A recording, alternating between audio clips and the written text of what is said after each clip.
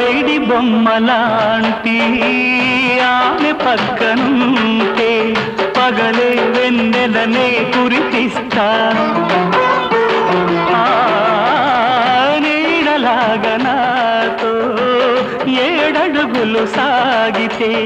ఇలలో స్వర్గంనే సృష్టిస్తా రసరమ్యం ఆ రాగ విలాసం రసరమ్యం ఆ రాగ విలాసం వసివాడదు అది ఆ జన్మాంతం